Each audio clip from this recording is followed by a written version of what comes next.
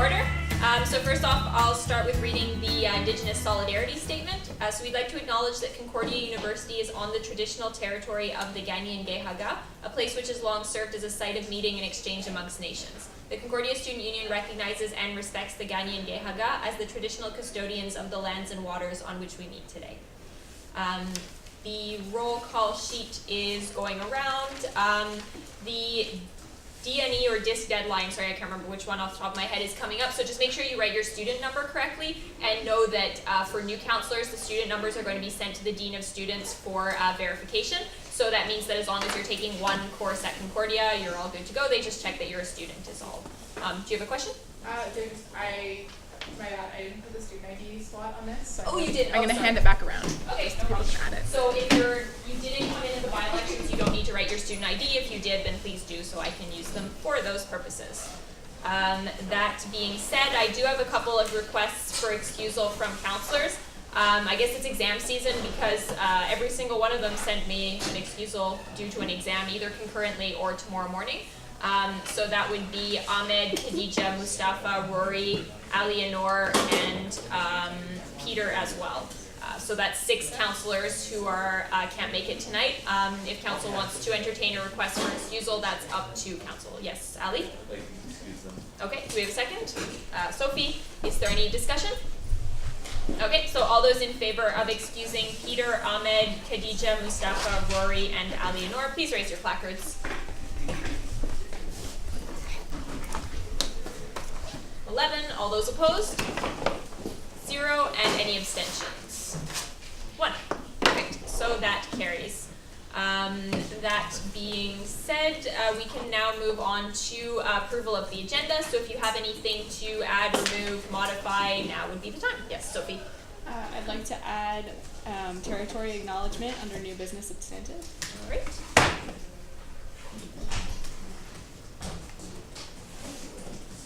Thank you. I'll just go around this way, sorry. Rowan? The full CAF account details and put it in new business and informational. Okay. It was, sorry, what was it? CAF? Account details. It was sent out in the first batch of docs. All right. Just let you know, we do have a presentation from CAF that's going to be put on the agenda. Okay, never mind then.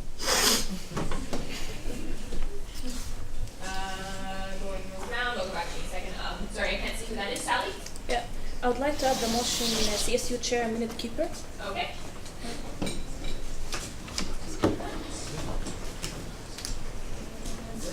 Yes, Leo? I'd like to add student congress to new business informational. Congress, going around. Omar? I'd like to add letter to substantive new business. Okay. Oh, that's already. Oh, it's in informational. Sorry, I'll take that and put it in substantive. Going around. Yes, Sophie. I'd like to add election reform committee to new business informational.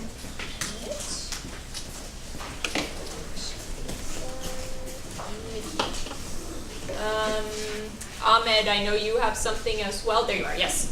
I don't have the presentation on the agenda for Bill 62, Okay. and the letter of support also for Bill 62. Can they be covered in the same point, or It's different. One of them is support, so I'm substantive? yes. Okay. No, informative. Sorry. Oh, informational. Okay. Informative.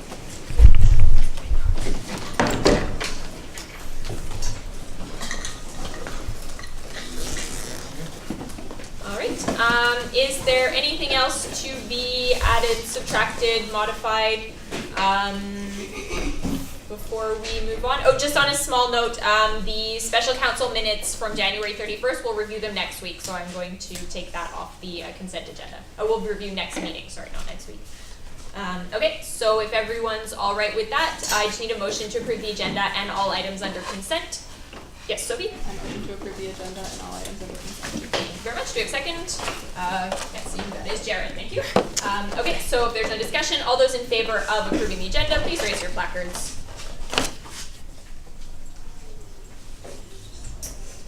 16, all those opposed? 0, and any abstentions? 0. Perfect. So if you'll give me a couple minutes, I will just add this to the Facebook group so we can all follow along with the amended agenda.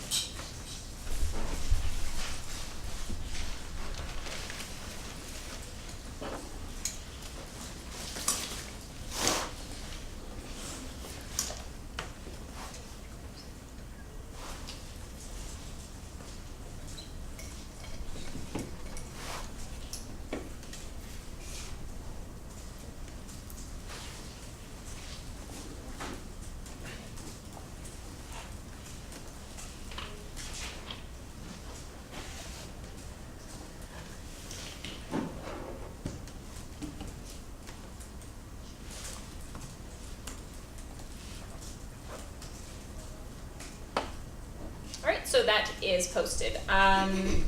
So at this point, we are on presentation and guest speakers, and the Bill 62 contestation is 5A, as the CSU's lawyer has to leave at 7:30. So with that being said, I give the floor to you. So I'm Walter Chian Tom. I'm the manager of the CSU Legal Information Clinic. We're lucky enough tonight in order to have two lawyers from Willett & al. Willett & al. Is a law firm specializing in social justice issues. They've had a long time reputation in supporting social justice causes. For those that are familiar with them, for example, the student demonstrations 2012, 2015, et cetera, you can Google them. More particularly, we are looking at the possibility of having the CSU file an intervener status in contesting Bill 62. Both Maître Mei Chu as well Maître Alia Chakridi will explain to you a little bit about what they're proposing, and as well the CSU's involvement. So I'll give the floor. I'm sorry, it's because we were informed that we'd be starting at 6:30, and so the lawyers were scheduled from 6:30 to 7. So they're going to try their best to stay after 7, but those are the timelines that we had received information about. Thanks. Well, thanks for inviting us to have this exchange with you. I'll try to stay about 10 minutes after 7. My colleague Alia has to leave right at 7. She has another engagement. So before, I'd just like to start by giving, I just want to start by giving you a very brief overview of the law that we're contesting and the court motion itself that is already that has already been filed, the challenge to the Bill 62, because it's really important for us as attorneys to make sure that if CSU makes the decision to intervene in the court challenge, that you understand clearly what you're intervening in, what the issues are, and what mandate you would like to give to the attorneys. So I'm going to just go over the aspects of the law. Ali is going to tell you the context in which the interventions will be happening. We're also members of the Association of Progressive Jurists, which has struck a working committee to manage and to coordinate the efforts of the interventions. So very briefly, I just want to remind you that the law that we're contesting is called basically a law on state neutrality and to provide a framework for religious accommodation. And there are two really controversial controversial aspects of the law. So the first, as you already know, is the provision is called Article 10 in the bill, and it requires that all public service, every citizen receiving public services do so with uncovered faces. So of course we know that the discriminatory impact is squarely on Muslim women who wear the niqab or the burqa. So this is the main object of the court challenge. The parties that are challenging the law are asking the court to strike down Article 10 because it contravenes both the Canadian and Quebec Charter. The other very controversial article of the bill is Section 11, which provides a framework on religious accommodation.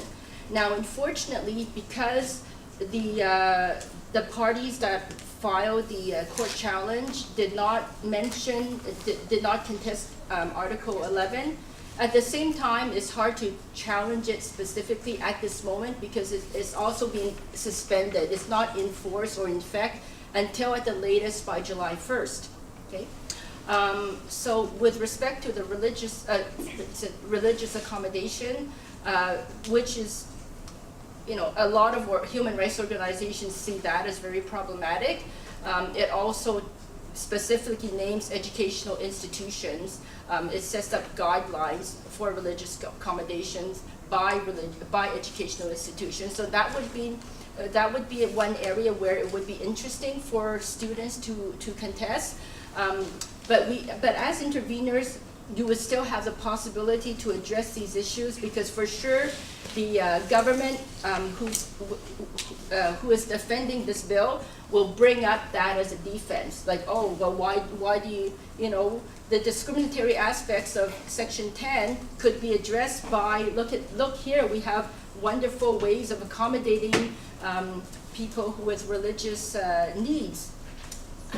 So, there is an opportunity to put in the positions of student rights groups as it pertains on the government framework regarding religious accommodations. So briefly, that is the law, that's the motion, and as you may also know, was it in November, the parties that challenged Bill 62, at the same time, they also asked the court to suspend the application of the law. Basically, given that, the government proclaimed that the law was enforced on the day that it was passed, but at the same time, with respect to how to apply the law and what are the provisions on religious accommodation, that's not in effect yet. And so the judge of the Superior Court did issue an interim order to suspend the law. There are other parties that are interested in contesting, or not, in becoming interveners. Maybe just before I let Alia explain to you the process of the intervention, just to explain what intervention is. So, intervention is the ability of third parties, so parties that are not directly involved in in a court challenge, to come to the court and tell the judge, look, regardless of what issues that you're asked to address, we have really important information that could inform your decision-making process, because the parties that are asking you for certain conclusions directly, they may not have taken our specific situation or the effects of certain sectors of the population that will be harmed or will be directly affected. So there's more flexibility for you to add what you think is needed for the judge to consider in making his or her decision. I know that I'm not very sorry if I'm trying to be really fast and trying to explain more complex issues in simple terms, but I can, like I said, I can stay for the 10 minutes to answer questions. Yeah. Essentially, just to add on to what Maya said, the interest for the CSU is to present the viewpoint of how students will be affected. Okay, because there is not necessarily that perspective of how young people, going to educational institutions or want to go to educational institutions will be affected. Well, I'd just like to add a few words about the working committee. It's a committee that was created to work on Bill 62. We, like May said, we support the court challenges through intervention, like the one of CSU, for example. There's also other organizations that are interested to intervene in the court challenge, like the Fédération des Femmes du Québec, the FFQ, and maybe I think the Institut Simone de Beauvoir here in Concordia. But it's also very important for us to challenge Bill 62 on the political side also. I think there was a letter that was maybe that you received, it was in French, apparently it's still, it should be translated eventually, that we want to publish in the medias. So we want to tackle the bill on those, on both levels. And we're a few lawyers in that committee. Does anyone have any questions for the presenters? Yes, Kenny? Yeah, so just to kind of make sure, so you're challenging the 2 article that are problematic in Bill 62, or you're challenging the whole bill? At this moment, because the main motion filed in the court to challenge 62 addresses just the article on on the requirement to receive public services with uncovered faces. So we have to tailor our motion for intervention around that remedy. But like I said, for sure, as they did in the interim order that of the Supreme Court that suspended the bill until the government, does its work. The defense of the government was to say, well, regardless of the impact of regardless of the potential impact of the Section 10, we have a whole door open for religious accommodation right here. So in terms of when the government makes its defense, that's where we could also challenge the sections on religious accommodation. Yeah, and as an intervener, we have more flexibility as to what we can bring forward. If there are certain points that haven't been brought forward before in previous, memoirs or whatever else, we can bring it forward, right? And once again, it gives us flexibility in looking at it from a different perspective. And that's what it's about. It's providing the court with a different perspective to show that maybe there are things that perhaps and viewpoints that weren't brought out before that need to be taken into consideration. Now, whether the judge is taking into consideration or not, that's another thing. But more importantly, it provides the CSU and the students a voice. And you can be certain that whatever intervention, whatever written and legal interventions we make, they will be, circulated. They will be, published, and as well, to a certain degree, it's a form of legal advocacy. Maybe I can just add, in terms of brainstorming ideas to present to this council for intervention. One of the things that we looked at was the International Convention on the Rights of Women. Part of the objective of Bill 62 is also to promote men and women's equality. So what we would like the court to pay attention to is, look, Canada signed the Convention on the Rights of Women, and it's clear that among one of the fundamental rights of women is the right to education.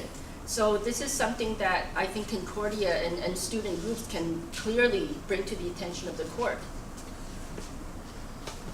So just 2 questions. They may have been already answered, but I'd like to clarify. Are there any other student unions that have already signed on to this? Right now, no. Right now, we haven't really publicized the work that we're doing. We're still in the organizational stage.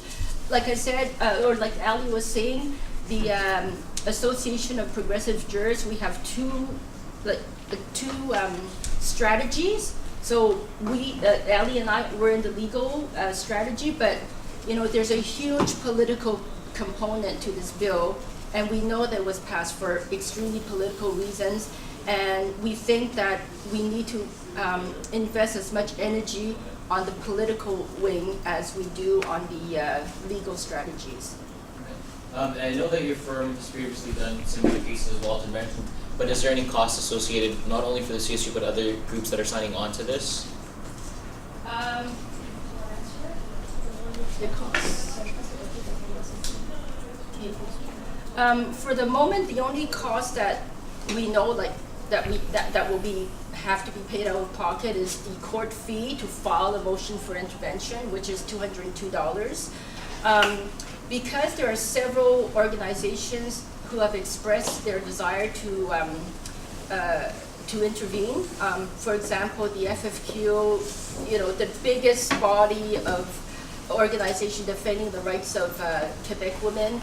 We think that their voice is extremely important, especially when, like I said, this bill purports to defend men's and women's equality, when in fact it purports to defend the equality of white, non-religious, secular women, right? Mostly Francophone. So what the legal committee or what AGP would like to do is to help people who express their interest in intervening to identify clearly what are what issues they would like to bring to the court's attention. We have a legal working committee that's going to be doing the legal research and identifying the issues and strategies. AGP also has a fundraising committee, and so once we go public with the list of interveners, we'll also make a call for donations. So for the moment, what we can say is what we can commit ourselves to doing is to do the work for the interveners that we deem important.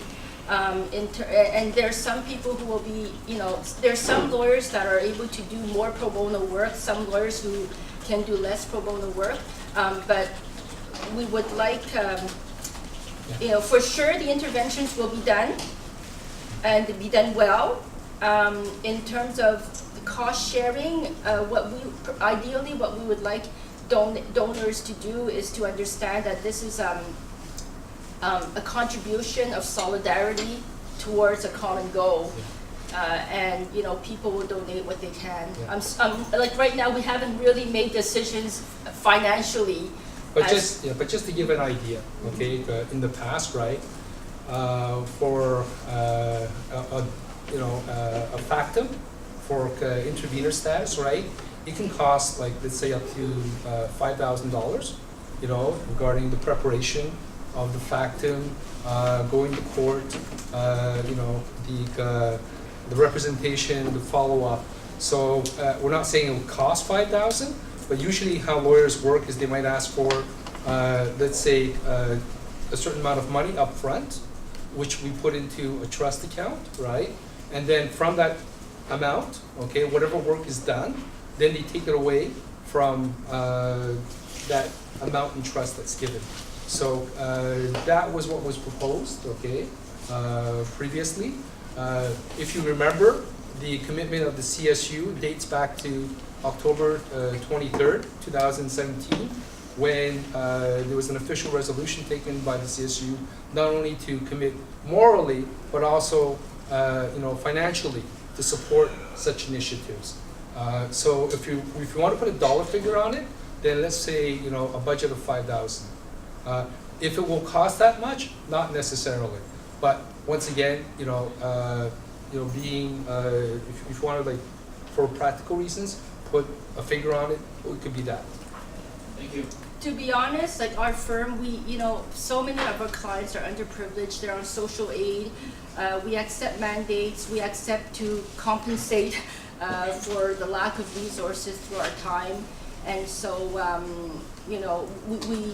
what we can commit to doing is a good job of preparing your intervention, both on the legal and the political front. We would also, like I said, want to make sure that, for example, groups that have less resources, we can also that we find a way to take their concerns into account. And if necessary, the lawyers can always come back here at the next meeting if you need for them to provide further information. And obviously they'll be in contact with the CSU regarding their progress, both on the legal side as well on the political side. Thank you. Yeah, for sure, if you give us the mandate to file an intervention on your behalf, we'll have to work closely together because you have to tell us what is important for the judge to understand in terms of student rights and all student rights. Thank you. Kathy, you have a question? Yeah, so in the letter, you were talking about challenging the law, but also you were talking about la Journée nationale de lutte contre l'islamophobie. How are you going to go about it? Is it simultaneously both, or are you going to tackle one and then the other, or? Well, right now it's easier for us to concretely work on the legal issue because there's we're in the middle of preparing interventions to file at the Superior Court. The Journée contre l'islamophobie, that is a political campaign, and so we encourage everybody involved with the challenge to 62 to also sign on to support the call for a day against Islamophobia. it would be hypocritical to support one without the other. Bill 62 is one of the worst legal expressions of Islamophobia in Quebec. It's shameful. So we can't not support to mark the day of against Islamophobia. I just want also to clarify that I did send like two documents under the same name, Bill 62, but this French document is about a petition that is going toward the government. However, right now the presentation is about a contestation of this law, and it's going to the Supreme Court. Does anyone else have any more questions? Okay, so if you think of anything that you haven't asked, Ahmed, are you the point person on this? Yeah. Okay, perfect. So you can email either of them, and they'll be sure to answer you. So thank you very much for coming. Is there anything else you want to say before you go? We're open. If you think of questions later, then don't hesitate to ask us, and we look forward. We're very happy that the students are rising up and making themselves heard once again, and so we're really looking forward to working with all of you. Thanks. Thank you very much for taking the time.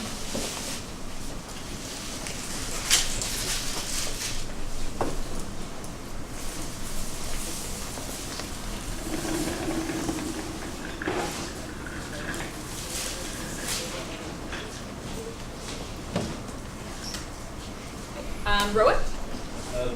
This is more a question, the execs at general.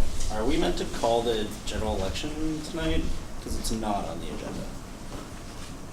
Yes, Veronica? So the general elections don't need to be called. The CEO just has to announce it. Okay. We only call it if we need by-elections. Okay. Right? So if we're missing seats and we need a by-election. I mean, That's that's how. sorry, there's just like a bunch of noise here. Sorry, can you just repeat it so everyone on the screen can hear? Sorry about that. Yeah. So we don't actually need to call the elections. That's something that the CEO has to do. We only call the by-elections when we don't have, when we need extra counselors or. Yeah. Did you have a follow-up? Yeah. So do we have any idea of what the timeline for the elections is going to be from the CEO? Yes. Or when he's going to announce it? Yes. Let me just take the email. Sorry.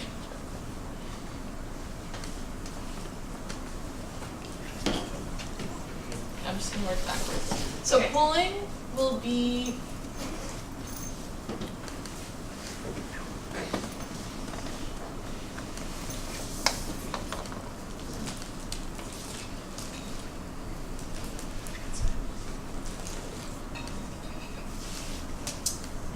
the 27th, 28th, 29th of March.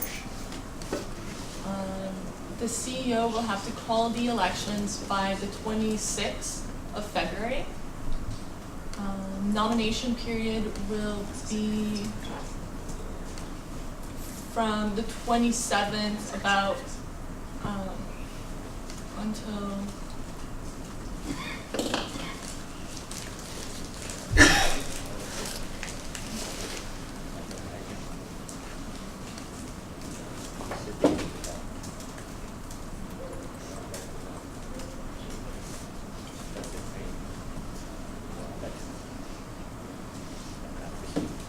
Is this something you'd be able to write out on the Facebook group so Yeah. we could all just like see the dates? Okay, I perfect. also have it. Oh, okay, if you want to. Okay, so nomination period, February 26th to March 9th. Campaigning period, March 13th until the 26th, and polling period, 27, 28, 29. Great, thank you. Ahmed? I just want to have a motion about the presentation. So it be it resolved that the CSU will support AGP in contesting Bill 62 and allocating $5,000 for the contestation. All right, do we have a second? Joe, your motivation? So it's clear that we have many positions on our position book. It's not only this one that we voted on October and November, but also we have lots of motion that is. We also have a referendum question that students voted for to work against Bill 62. Adding to that, also we had a second motion about racism, discrimination, all of this, it's clear that Bill 62, it's a discriminatory law, and CSU has to take more action in challenging this law, and this law is affecting portion of Concordia students, and CSU's representing and defending their rights. Okay, thank you. Omar? I just wanted to add, I would imagine that it's coming from the miscellaneous budget line or from the CSU's legal budget line. Maybe that's something that Camden could answer, but just to clarify in the motion. All right, thank you. I think it comes from either line. Okay. Okay, that's not an official amendment. though. Let's say miscellaneous. Okay, so you're amending it to add miscellaneous at the end? Okay, so from the miscellaneous budget line, do we have a second? Omar? Is there any either discussion or dissent to the amendment? Okay, Rowan? Yeah, personally, I'm hesitant to just like whenever we're pulling money out for something that we didn't completely expect, pull it from miscellaneous. I think this would be more appropriate for legal, especially in the sense of like this is very much a legal fee, even if it's not directly relating to the CSU, it's very much strongly indirectly related, and for future kind of like creating budgets for next year, etc. I think that kind of makes the most sense. Thank you. Kenny? Yeah, just for the information, can you just repeat the motion, please? So the motion be it resolved that CSU will support AGP in contesting Bill 62 and will allocate $5,000. I didn't mention which budget line. Great, thank you. Okay, so right now we have an amendment on the floor to have the money come from the miscellaneous budget line. Yes, Dylan?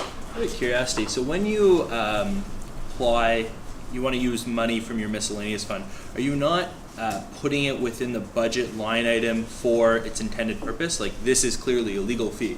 Would you not put it as legal fee, and then in reality your miscellaneous will be 50 budgeted, and in the end of the year you would see zero, like amount spent in miscellaneous zero, and the $50,000 allocated to the above line items? Do you have a direct response? We could do that, or we could create a new budget line just for this specific $5,000 and name it. Or it could come out of the legal budget line, and then we see that we went over budget, and then that'll be able to let us plan for next year a larger budget line for legal expenses. So there are advantages to both. Thank you. Okay, so at this point there's an amendment on the floor to have the money come from miscellaneous. Is there any more discussion? Okay, so if not, then all those in favor of adding to come from the miscellaneous budget line at the end of the motion, please raise your placards. All right, 0. All those opposed? 1, 2, 3, 4, 5, 6, 7, 8. And all those abstaining? 8. All right, so the amendment fails, and we're back on the main motion. Speakers list is Ali. I had a question in regards to the elections also.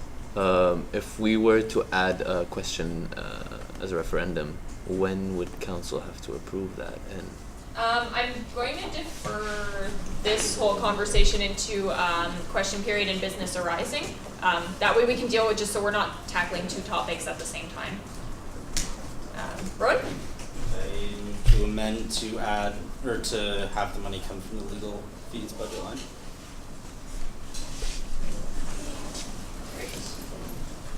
Is that a second? Okay, your motivation? Yeah, from here, Camden can either go with the allocation however sees fit, but this is the one that makes most sense. Okay, thank you. Is there any discussion on the amendment to have the money come from the legal fees budget line? Okay, so if not, we can move to a vote. All those in favor of the amendment, please raise your placards. 13, all those opposed? 0, and any abstentions? 1, 2, 3. Perfect, so that carries. The current motion on the floor is be it resolved the CSU support, is it AGP or AJP, sorry, in contesting Bill 62 and allocating $5,000 for the contestation, and have the money come from the legal fees budget line. AJ? Yeah, Okay, perfect. John, thank you. All right, so the speakers list is currently open. So if there's no more discussion, we can move to a vote. So all those in favor, please raise your placards.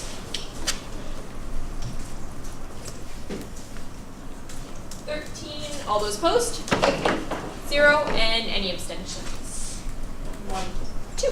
Perfect. So that carries. And with that, we are back to the general agenda point of Bill 62. Is there any more discussion to be had? All right, so if not, we can move on to our second presentation, which is CAF, or the Community Action Fund. And our presenter is, hello? Hi. So I'm Emily. I'm the External Coordinator for Sustainable Concordia, and I'm here to do a quick presentation about the Community Action Fund. I have a little PowerPoint. I don't know if you guys have it to follow along at home, but I'll just read it, so either way. So the Community Action Fund was created in 2017 with the objective of using the interest collected yearly on the Student Space Accessible Education Legal Contingency Fund towards the support of student community projects. The Student Spaces Accessible Education Legal Contingency Fund is part of the Student Association fees collected each semester from students by the CSU. This fund can be spent by the CSU for the following purposes. So for building or improving maintaining student spaces or taking legal action to protect the CSU. And then the interest collected on this fund yearly can be used to grant funding to initiatives and organizations that are aligned with the CSU positions book, to help out student associations at Concordia who vote to go on strike, or to help the CSU out if it decides to go on strike. So the Community Action Fund has $50,000 a year set aside from the fund's interest from the previous year. This amount of money is cumulative to a maximum of $75,000 per year. The fund must always maintain $10,000 in reserve for the purpose of D, which is student association strikes, since historically student strikes happen late in the winter semester, yearly. So the mission of the Community Action Fund is to finance both on and off-campus initiatives and organizations. Special attention shall be made to prioritize funding to initiatives organized by and organizations advocating for Black, Indigenous, people of color, and other marginalized groups. Special attention shall also be made to prioritize funding for initiatives and organizations that don't have access to other sources of funding. There are 3 categories of funding offered by the Community Action Fund. The first is an operational grant, which has a maximum of $2,500, which is for the daily operations or services of a group or organization with scarce or no access to funding. The second is a project grant, which has a maximum of $3,000 for a specific project or event, prioritizing groups with scarce or no access to funding. The third type of funding is a strike grant, which has a maximum of $1,000 for an undergraduate student association with a strike mandate. The Community Action Fund consists of a committee with 7 members. There are 4 externally appointed members from Concordia fee levy groups who serve from a 2-year term, which is the first group is QPIRG, the second group is the Center for Gender Advocacy, the third is Sustainable Concordia, and the fourth is the Community University Research Exchange, or CURE. And then there are 3 CSU appointed members, a CSU coordinator, a representative from the CSU Council, and a member at large appointed by the BIPOC committee. Right now, there are 2 vacant seats on the committee. One is the Community University Research Exchange position because Marion went on exchange, other kinds of exchange. And then the member at large appointed by the BIPOC is also a vacant seat right now. In the fall of 2017, we funded projects like the Ujalion Feminist Bookstore, which was an operational grant for BIPOC programming at the bookstore, Food Against Fascism. We granted a project grant to fund equipment for outdoor community food servings.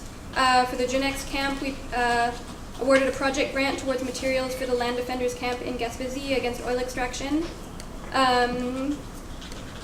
There was a youth co-op funding for a youth-led community space being created at St. Columba House in Point St. Charles. There was a project grant towards material to set up a cooperative neighborhood grocery store in Point St. Charles. And there was also funding awarded to the Rap Battles for Social Justice for a series of campus and community events. We have on the CSU website, under type applying for funding, in the drop-down menu, there's links to the forms. There's a form titled CSU Community Action Fund. So encouraging everyone to spread the word because we've had a really successful semester so far, but we'd love to get more applications and be able to give out more money because it's a really unique position. Does anyone have questions? Thank you very much, Emily. Anyone has questions regarding the Community Action Fund? Yeah, I just Yes. Sorry. sorry. I just want to know a bit more about the BIPAR project that was mentioned. Oh, for the bookstore? Yes. One of the projects we funded, I don't have the details on my phone right now, but it was Eugenie bookstore. Eugenie Feminist Bookstore. They applied for an operational grant to increase programming and offer spaces for groups that were organizing around BIPOC issues. And we looked at their grant. So, I mean, often groups will submit a budget with their grant, and then if we're not able to offer, to award them all the money that they asked for, we can go through and say, well, we'd really like to support this initiative. And so I think that's what we picked from their budget to award money to. Thank you. Are there any more questions? Rowan, you had a question from before? Sorry to put you on the spot. No, that's fine. No, I was just going to ask for more information, so this is perfect. Perfect. All right. Well, if there's nothing further, then thank you very much for coming to council and for your time, Emily.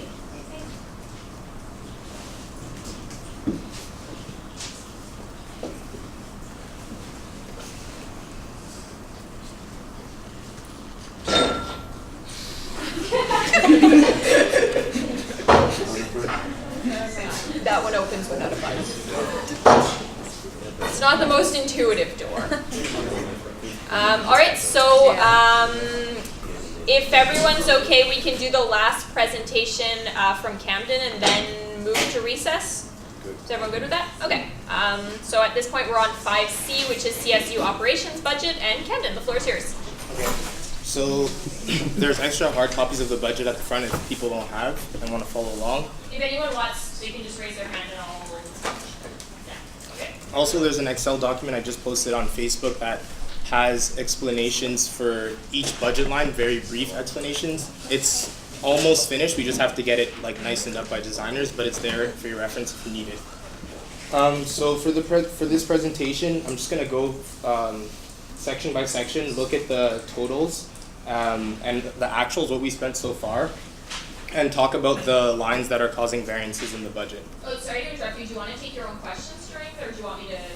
Them after? Yeah, it would be good if we take the questions at the end. Okay, so if anyone raises their hand after. Okay. So net revenues, we have a 200,000 deficit due to the fact that we have yet to receive more than half of the budget amount of student fees, which make up the majority of our operating revenues. So that's on the first page. Now we're going to move into the operations section. So line 405, handbook advertising, we received $3,000 more than budgeted. Student fees, we have no control of the flow of levied funds. Things usually balance out at the end of the year, so that's why there's such a big variance on that line. Line 4025, orientation, contribution, and sales. So the orientation team decided against having sponsors this year due to sufficient budget line for expenses, so that's why there's no income there. Line 4045, rental income. There's a pending transfer that's supposed to be coming in, according to the general manager, for about $17,000 we're expecting. So that's the operations revenues. We've received around $150,000 less than budgeted so far, but that's mainly due to student fee levies. So I'm going to move on to expenses now. So the first section is total executive salaries and expenses. So we've spent almost exactly what was budgeted for the year, so I'm not going to go into any specific line items for that. The next section is total council and electoral expenses. So again, we're very on budget for this section as well. One line item, so the council retreat, we are expecting to go over as we incurred a $700 penalty for reservation since we had reserved a location and then canceled and had to reschedule. Next section is total salaries and benefits. So we're also very much on budget in this section. Line 5,400, administration salaries, is showing some variance, and this is because the receptionist salaries were higher than budgeted since the office coordinator took a leave and they were asked to replace, and that was not budgeted. So for total admin and office expense section, we're on budget, so we're not gonna look at line items for that either. Total IT and MIS, we have spent less than budgeted so far, but we're forecasting to go over as we are in between IT directors and we are currently paying for an outsourced IT service. Lines 5,417 and 5,422 will be merged together. So there is no amount budgeted for external labor, and as I mentioned, we don't have an IT director at the time. So we've incurred already around $16,000 in costs from the IT support firm that we work with, and they will also be training the new director and doing high-level IT tasks for us. The next section is total financial and legal fees.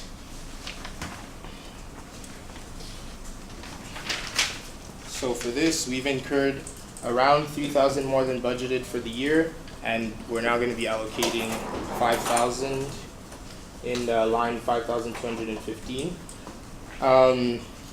For audit fees, we've already incurred our audit fees for the year. That's why the actuals are so large. 5,216 legal fees, collective bargaining. We have around $3,000 there that was not budgeted. That's because the collective agreement negotiations were not finished in the last fiscal year as planned. Next section, total banking, insurance, and interest. So we've spent less than what was budgeted for the year. And line 5201, payroll service fees. We've just recently changed payroll service providers, so we'll be saving money on this going forward. Sorry, just an addition there. Yeah. Right now we've saved money, it's because since we migrated to the new system, we haven't paid them the initial setup fee. So it'll probably be a little bit more for a couple months until over time it comes below budget. Okay. So total student engagement initiatives. So we've spent much less than what was budgeted for the year. Line 5980, Reggie's activity expense. So normally we would split up this amount throughout the year, but they were given in advance to help them with their cash flows earlier in the fiscal year. That's why most of the amount has already been incurred. Line 6070, Concordia's farmer market payment. This was not budgeted, but it was approved during the fiscal year. Loyola luncheon salaries, line 7870. The second half of the budget amount will be incurred as they are paid in 2 lump sums, so we're on budget for that as well. And then other expenses, which is the miscellaneous budget line, we allocated $7,000 recently to the JMSB tax clinic, so that will be coming out of there, and the new budget line will be created for them. Now we're going to move on to the services section, which are pretty brief.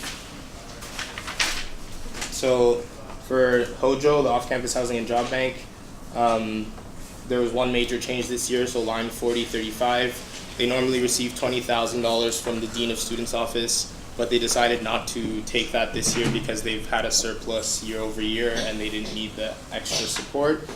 Advocacy had a line 4033 that was quite like it was causing a variance, but it was actually just a line created for accounting purposes, just so that their budget looks more balanced.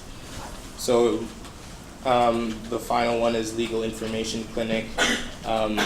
Their salaries are slightly over budget, but it's nothing too, it's not causing too much of a variance.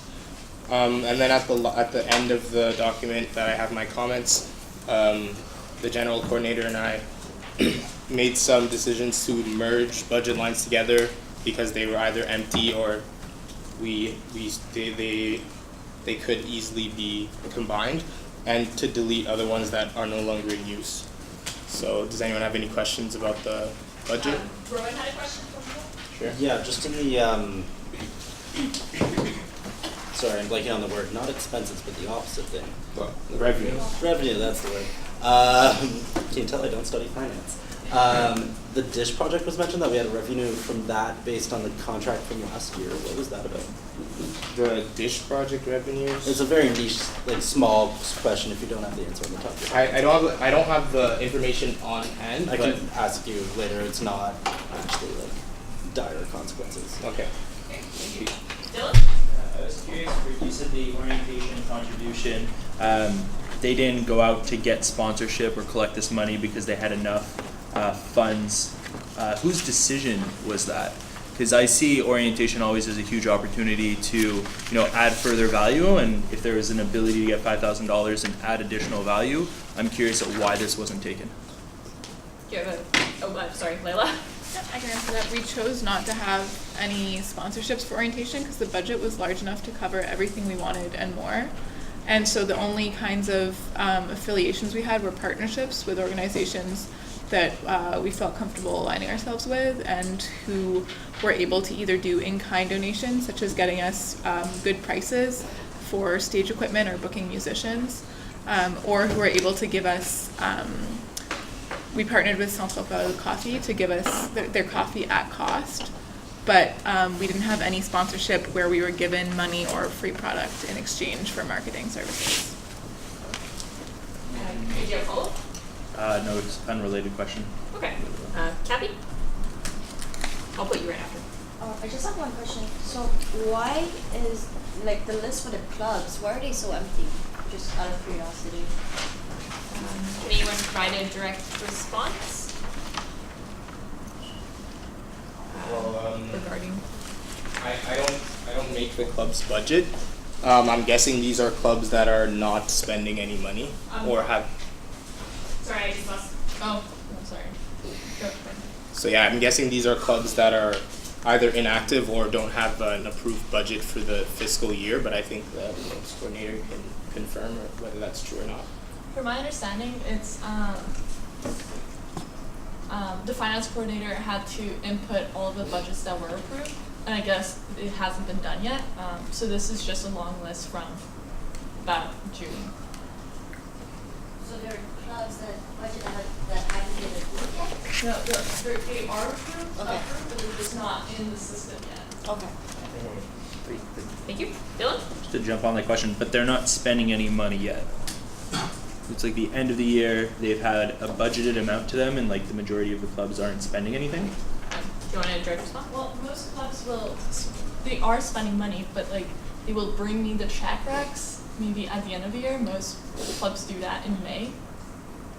So like they're just very lazy to bring back the checks, requisitions. I don't know how to put it in other words. Did you have a follow-up?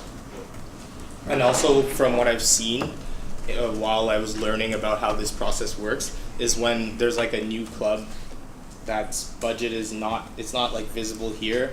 When they come and they do the first requisition, then their budget line is created and the amount is like allocated. So yeah, it's a bit of a weird system, but that's what I came into it being. Okay, thank you. So at this point, the speakers list is open. Marco? Would you think that a monthly check rec would be an improved system over the yearly end of year system that's currently in place? Kevin? Well, it's up to them. When they incur their expenses, they can choose to get reimbursed as soon as they happen. Like they can file their check recs. I think what Layla was saying earlier is that Veronica was saying earlier is that they wait till the end of the year by their own choice. So there's no like specified period where they can or cannot file a requisition. You have a follow-up? I suppose, that wasn't really the question, I'm sorry to be rude, but essentially I'm asking if, in our opinion as councillors, do we think that this system could be improved by having monthly routine check recs? Now, even if you spend nothing, you should probably still file a report that says you spent nothing, similar to how to when we ran, if we had campaign expenses, we still had to submit a report that said we spent nothing. So this would keep, clubs on a more regular, consistent schedule in terms of giving in their receipts. And I'm asking, do we think, or do you think that this would be an improved system? The question was kind of directed to the room, so I guess it's something to think about for discussion, but I do have a couple of people on the speakers list first, but I'll put you on Eamon. Dylan? I was curious, you said for the Hojo account, there was an account that was created for balancing purposes? The advocacy. Advocacy, CSU support. So when I inquired about that budget line, it's basically the CSU, like they're under the umbrella of the CSU, and those funds are just allocated to them for like accounting purposes, I guess. Yeah. I think this is a discussion that was at the beginning of the year. So just to clarify, the Advocacy Center's budget has not been increased for several years, but they've grown as a service. So because we didn't do it at the right time, which is during the referendum to increase their fee levies, we gave them money out of the operations budget so they could be fully functional. So that's the CSU's contribution out of the operating budget of the CSU. It was your speaker's turn too. No. Anything else to add? Okay. Veronica? Oh, Anderson. Okay. Eamon? As well, percent. All right. Dylan? At the beginning of the year, there was an account created for collaboration between the CSU and the other faculty groups. I'm curious of what that account balance stands out right now. Do you know the budget number for that? No, I don't. That's why I wasn't able to see it in here. Okay, so that's another question that I can like take back to the accounting software and find out for you. Thank you. Lynn? But being the person who approves that budget line, I can say that only like under $1,000 of it has been spent this year. Dylan? My follow-up question to that is, why has the CSU done any outreach, tried to speak with those organizations to see if there's any need or want to collaborate? Because that was a line item that everyone was very excited about, to see more collaboration between the CSU and the other organizations. Layla? So I reached out to all the student life or BP social representatives from each faculty at the beginning of my mandate to meet with them to inform them of this. I didn't get a lot of responses. I've also continuously told people who've come to CCSL, who've come to other funding bodies, that this is available, but given that this was a budget line that I suggested at $4,000 for the simple reason that it was the first year that it would exist, and council decided to increase it to $10,000 in a meeting, I'm not really sure how, I personally I'm not sure how that fund is supposed to be spent in this year when there were no guidelines attached to the fund itself. And I would encourage all counselors who know people who are doing projects that involve more than one faculty to speak to those people and encourage them to come to me for funding, because there's every desire on my part to see that money spent on student projects. There just isn't there aren't a lot of guidelines, and the people that I have reached out to haven't responded. So at this point, the speakers list is open. If there's any more questions? Yes, Kathy? I just have one last question concerning the expenses for clubs. So on the last line, it's other expenses, and it's 22,000. And compared to like different specific clubs budget or like expenses, it's a very big variance there. So would you be able to know what it is, or like is there a way of tracking that? Again, so like as I kind of like inherited this budget, I had to inquire about certain lines like this as well. The club's other expenses budget line kind of acts as a catch-all for anything that's like out of the ordinary. It's like, as you can see, it's not being used very much, so it's kind of like a placeholder for the surplus that we have, like the extra funds. I haven't used it during my mandate yet. Thank you. Are there any more questions regarding the budget? Albert, yes, Kevin? Actually, we have used it, but it's been like for small things where it's like if there's a club expense that we have, like we are not able to allocate to a certain club yet, and we need to like pay the expense. We'll put it in other club's other expenses, and then later allocate it to the respective club. Last question. What is your projected ending position with these actuals? Well, the largest variance is the fee levies, and that's like very hard to predict. So I would say like the projected end based on the bottom line is what we could say for now, because the fee levies are completely unpredictable and it's by far the largest variance possibility. So it's pretty hard to forecast. Are there any more questions or comments regarding the operations budget? Anything you'd like to add, Camden?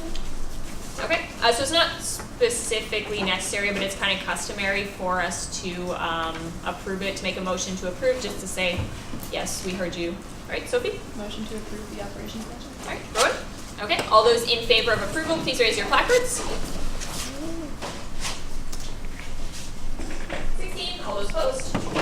0, and any abstentions? 1. Perfect, so that carries.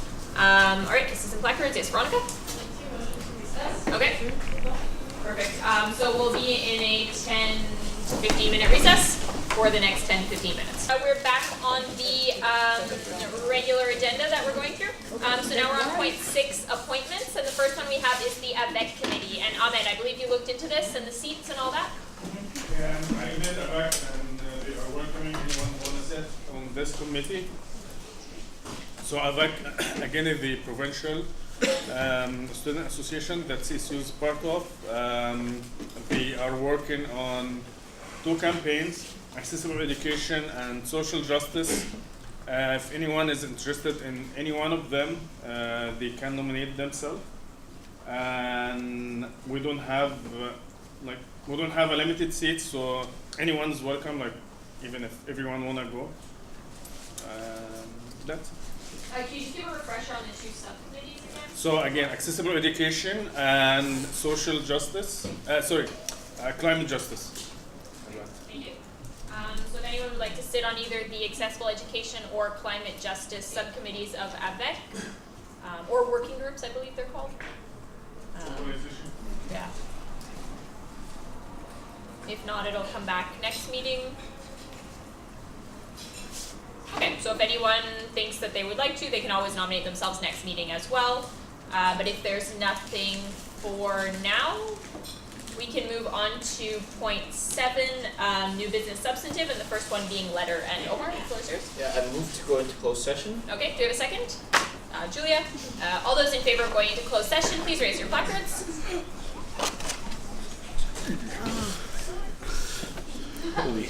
14, all those opposed? 0, and any abstentions? 1.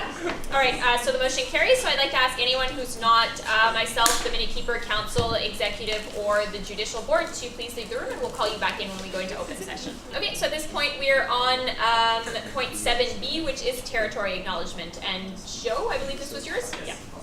So I'll read out the motion and I guess we'll talk about it after. So, whereas Concordia's Indigenous Directions Leadership Group has updated the Concordia University Territorial Acknowledgement after consultation with Indigenous elders, whereas the new Indigenous Territorial Acknowledgement emphasizes and forefronts the Indigenous experience, be it resolved that the CSU update its Indigenous Territorial Acknowledgement to the following.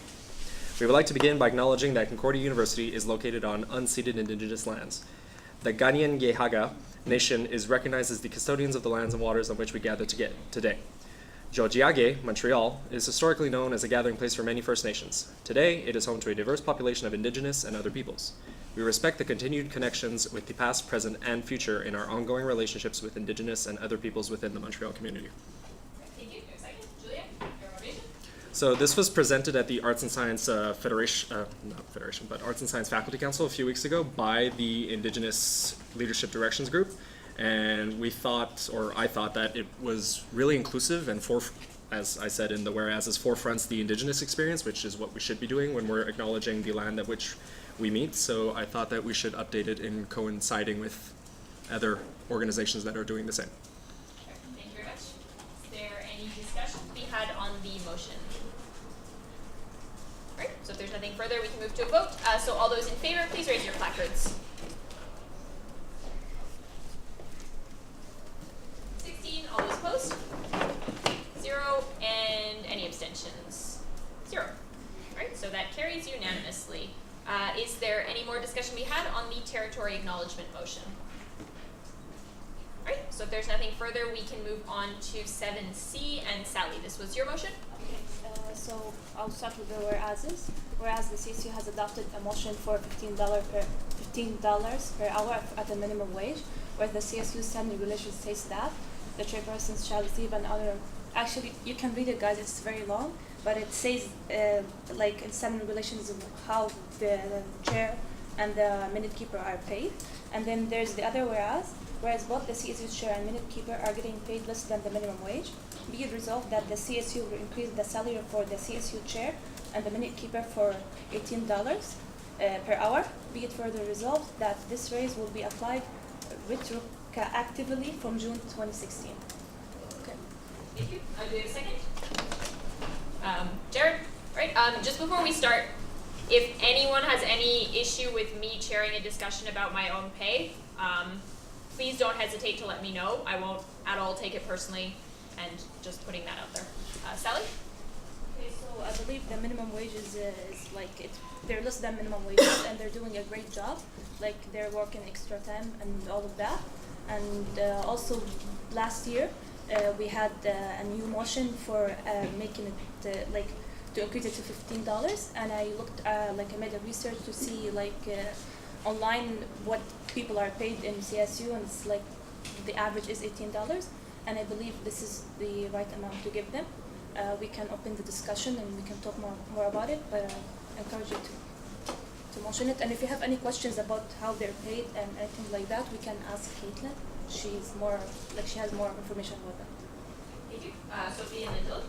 I'm all for people getting paid above the minimum wage. I think that's great. But I was just wondering about the back pay retroactively from June 2016 and where the origin of that. Yes, last year, as I was informed, we made a motion we should increase it. So why not to start from last year? And we didn't apply it for the chair or the minute keeper. So I believe to be more. Yeah. But June 2016 is now 2 years ago, like a year and a half ago. Oh, that's okay. Sorry, what was the response to that? That's when it was adopted. Oh, okay. Thank you. Dylan? So, is the idea to increase it to $18 an hour to reflect the average wage of someone in the CSU? Yeah. Okay, but I looked online and the average is $18, and we can modify that, but I believe it's a good price. Follow? Yeah, the average wage of who is $18? Exactly. Like CSU employees and staff. No. Got it. The only thing that I see with taking an average of that, if it works similarly to how the administration works, which I believe we slightly based it off of it from a previous conversation, they have seniority, which is why they're paid more. So if you're taking the average minimum wage, the average wage of all these people, you're also including in the fluctuation for someone who's worked at a position for 2 years or 3 years. If anyone can confirm whether that's correct or not. I'd love that. Layla, you're next on the speakers list. Sure. I guess for one, I'm not sure which numbers you took, so maybe you're more placed to say where you got that average. But all of CSU staff include a lot of different people some with many years of seniority, so that's definitely possible depending on which numbers you pulled from.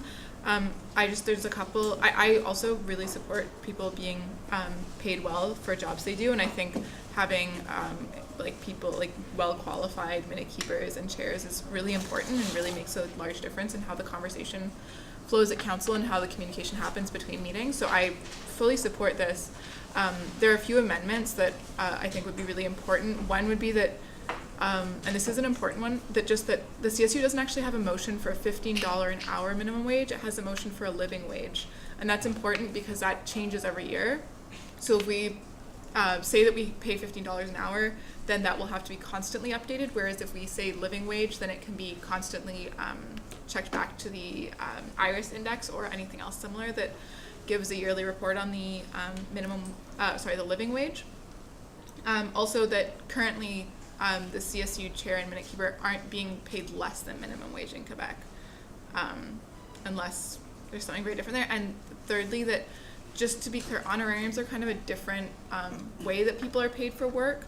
So how that's, and I would certainly, I think that there could be a better way to have the payment of the minute keeper and chairperson not be in an honorarium form, so that it actually, because honorarium, anyway, that's a different question, but I think the first amendment I would suggest would be just changing the information of whereas the CSU has adopted a motion for a living wage, and I would suggest removing that they're currently being paid less than minimum wage.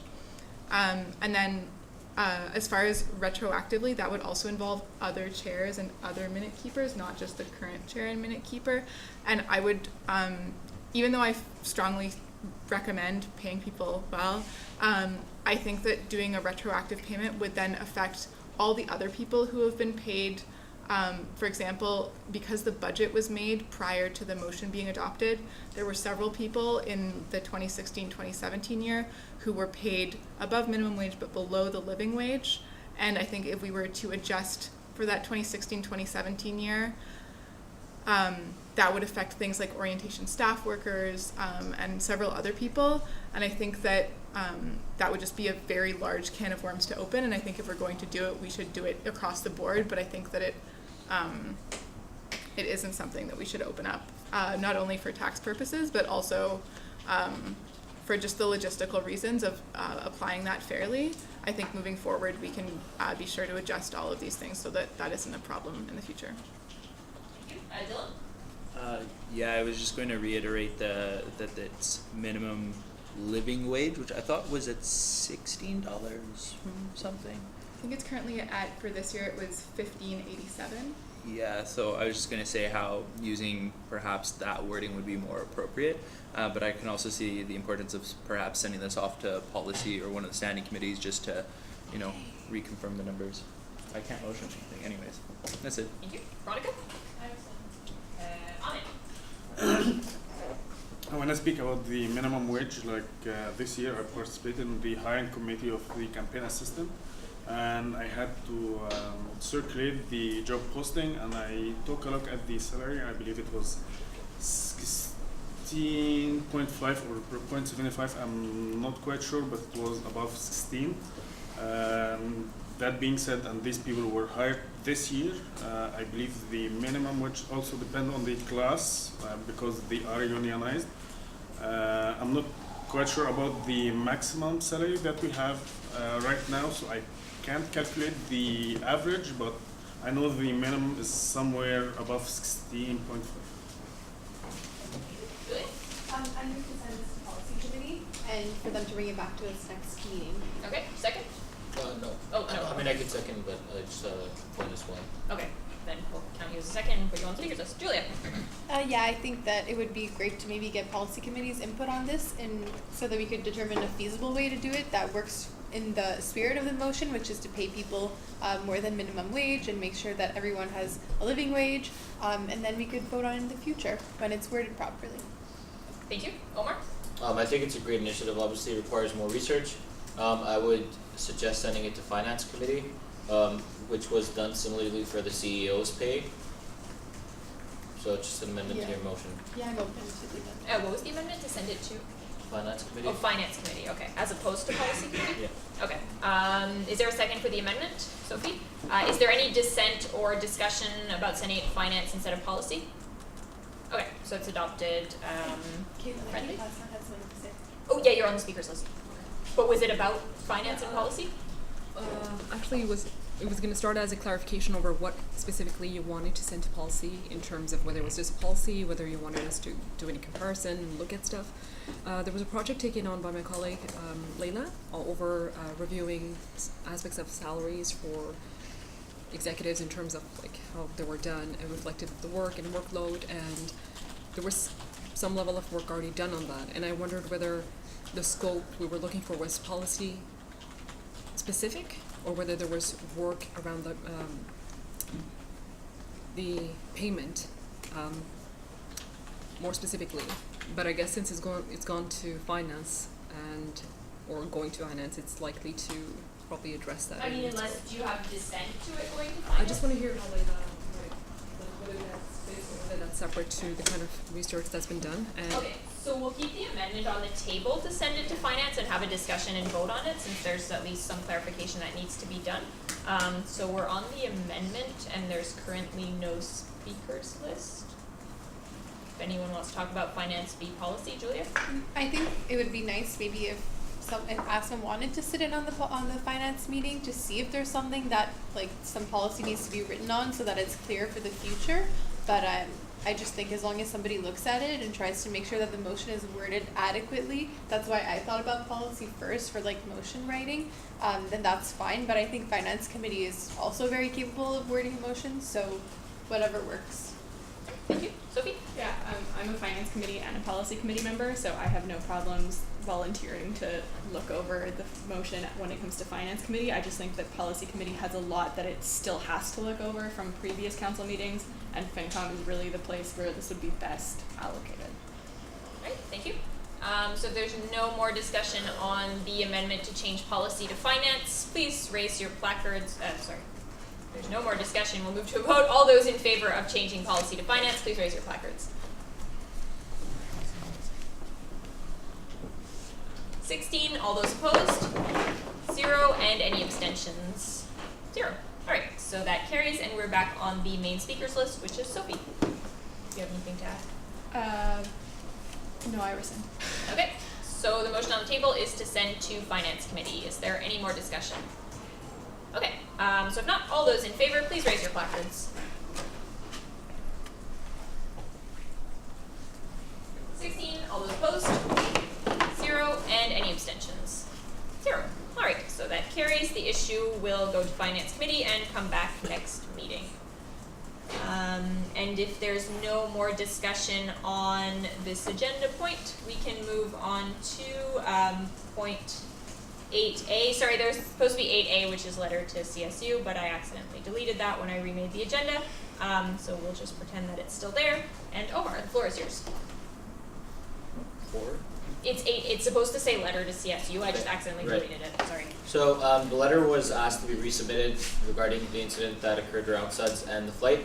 I have updated the letter, keeping in mind what some of the councillors had mentioned, and I would like to state that I've tried to make it as clear as possible to formally apologize and take full responsibility for not disclosing to council. So I think obviously the major part of the letter is the first paragraph where it's very clear what I did wrong, for which I'm regretful at the moment, and I understand why it was wrong and to ensure that it won't be happening again. Thank you. Sophie? Yeah, I'd like to start by saying that while I acknowledge it's bolded, that it's a formal apology, I believe the rest of the letter sort of takes away from the apology.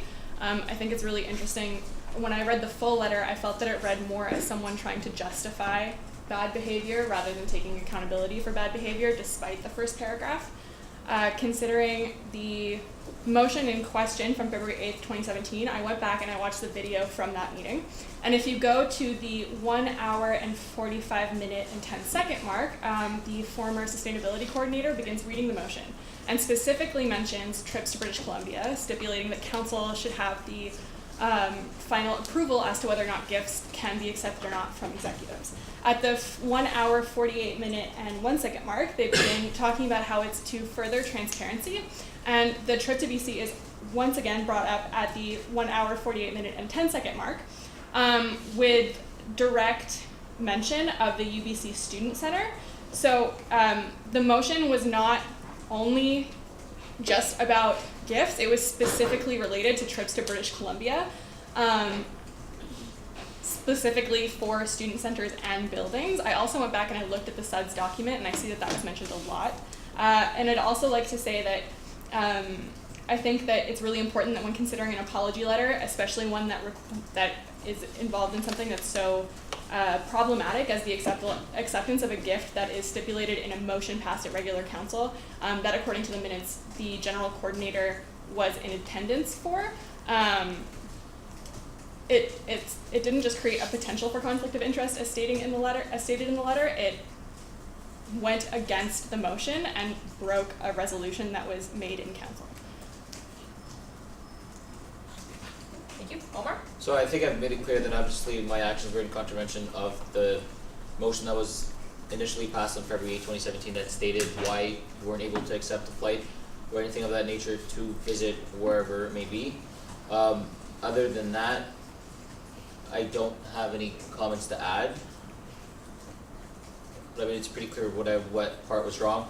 The potential for conflict of interest, it's that if we were in an active negotiation, then that would have been understood.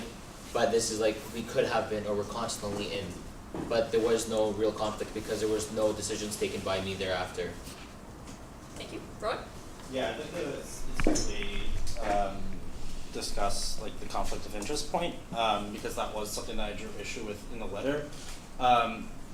First off, although you explicitly state that you're bound by the Quebec Corporations Act, point that was referenced by Rory at the whatever council meeting we discussed this, you never actually explicitly state that you countered. Sorry, I apologize.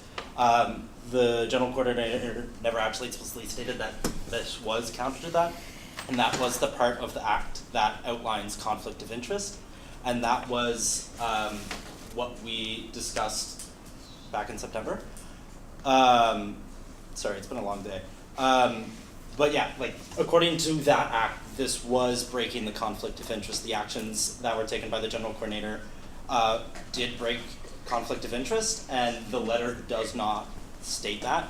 Another thing that I noted was that I think it's somewhere near the end, the general coordinator states that they would be working with the policy committee to work up some sort of guidelines or standing regulations to this effect. I resigned from policy committee back in December, but that had not started yet. I was wondering if there's been any advancement on that front. Yeah, so just two things. Well, actually, just one. I'll respond to the policy committee. I started working on a gift policy for the CSU. I haven't had the time to send it to, or I mean, I've had the time, but policy committee I don't think is available for that at the moment. So. Thank you. Kathy? Just for information, I first read about this issue being just a normal student, not being part of council, and I read about it on the link. And after reading the letter, is this going to be public? This letter? It's been disseminated to media to the student body. Yeah. Okay. Well, I'm just saying that after reading this letter, he apologized and he explains. He explains the reason why he attended that and why he took the pain. So, as a regular student who felt that CSU not being transparent enough, this letter provides an explanation. So it kind of like explains, okay, this is what our execs, this is the people that are representing us doing with our fee levies, with our money. And I feel like this is good. This is transparency. This is explaining why. And I don't think that anything should be changed from it. Because he apologized, he takes responsibility, and further, like, talking back again about conflict of interest and everything, there's no point. We all made it clear here. I don't feel that changing this letter would change anything from the perspective of an outside student looking in. Thank you. Just a reminder, when we're speaking about our colleagues to use gender neutral pronouns. Sophie? Yeah, I would reiterate that the problem is not whether there is or is not an explanation for why these actions were taken. The problem is that the actions were taken at all without council having access to this information. In the February 8th, 2017 meeting where this motion was passed, it was explicitly mentioned that it was a past history of certain executives being offered gifts and certain executives not being offered gifts. That was at the 1 hour, 50 minute, and 47-second mark of the video, where the former general coordinator explains the history and instances of gifts being accepted by certain executives and not others, as well as backroom dealings. And this motion was explicitly designed to prevent this from being able to happen in the future. The issue now is that it did happen in the future, despite this motion being passed. The advantages mentioned in the letter provide some understanding of that. It doesn't take away from the fact that the motion was not followed. Council did not have this information disclosed, and council did not approve the gifts being accepted. That's a huge issue. Thank you. Omar? So again, The reason why everything else that follows after what's bolded is because not only do I owe an explanation to council, I owe an explanation to the larger student body, and that's what it provides. I think I've apologized in the most clear way possible, that I take full responsibility for it, and then I know what I did wrong, what the motion on February 8th includes, but here's where my thinking process was coming from. Thank you. Rowan? Yeah, I want to agree with something that Sophie said, which is like, this letter doesn't, like the first paragraph, good, solid, but like the longer part, it doesn't read so much as an explanation as a justification. It reads like it's an argument. And this was not the purpose that this letter was mandated. This letter was mandated as an apology when a motion was contradicted, when a law was broken, when things were not disclosed to council that should have been disclosed to council. And these are things pertaining to a multi-million-dollar deal that we have with a corporation. So I think that the idea that it's, like, I don't think, yeah, sorry. Moving on to another point, I want to draw a question on Omar's statement that he didn't believe policy committee was ready. I was wondering if you could explain that. So, yeah, that initially happened in December. There were other issues the policy committee was addressing. Since then, I haven't gone back to it. That being said, I have the draft that I'm able to submit right now. Thank you very much. Sophie? I rescind. Dylan? So when reading this letter, I do see that it is obviously an apology. I think that the added explanation given or added paragraphs towards the end, which have been discussed, are beneficial for the student population at large because it provides some explanation to the intent behind the original acceptance of the gift. And then also shows that it was not a malicious intention in act, but he is apologizing for having broken the regulation. Oh, sorry. They are apologizing for having broken the regulations that have been done. At this point, with the amount of rewriting done, I see it stripping away from the genuality of the apology. If we keep saying, well, add this, change this, at a certain point, it does need to come from the individual's, using the individual's own word. And if we're going to keep asking for rewriting of it, at a certain point, it's just a case of, do you guys want to write it for him? Gender neutral, please. Sorry, do we all just want to write him for him? Excuse me. Because we're starting to get to the stages of nitpicking on specific wordings and things of that nature. I think it does apologize and get the intended purpose done. Okay, thank you. Sophie? Yeah, I'd just like to reiterate that whether or not the intent was malicious, that doesn't excuse what occurred. I think we can all agree that this has been talked about quite a lot. However, there is an issue. Adding a paragraph to the beginning of an apology that then goes on and justifies the behavior, regardless of whether or not the behavior was intended to be malicious, a motion that was passed at regular council was still broken, and council did not have this information disclosed. It was not approved by council for these gifts to be accepted, and that poses a rather large problem that I feel like, regardless of the intent, should not be ignored. Okay, thank you. Michaela? Yeah, I'd just like to, I guess, state that I also not that pleased with the letter, and I think in a sense like Dylan is right when he said that when they said that the letter at this point the general coordinator doesn't seem to be wanting to change anything, because to me it's pretty much the same letter, and I think an issue that I have is that not only there was no discussion happening with council, there was no really discussion happening with the executive team. They said in the first meeting where this was brought up for a need for an apology letter that there was not really any kind of discussion or any kind of agreement with what was happening, and that really is impeding the non-hierarchical structure that's supposed to be happening. And that is a big problem that I have with it. That said, I mean, at this point, there's been 2 tries, and it's a little bit disappointing, but I don't know if we can get it any better. Okay, thank you. Happy? So in that case, would this letter be good for student body, and then we could ask the general coordinator to rewrite a letter of apology to the council if that's what's needed? Because in my opinion, just for me talking, I feel like this would be better than like taking more, explaining more the reason why it happened, apologizing, taking responsibility. That's part of what's the intent of this letter. And then he created a potential conflict of interest.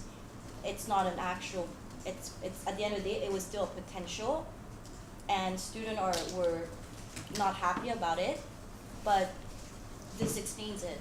This shouldn't just, I feel like talking more about the conflict of interest would take it back from the reason why the general coordinator and I think the financial coordinator did this. Thank you. Dylan? I can understand a lot of the conversations that come to the fact that individuals are upset that this was even possible to happen.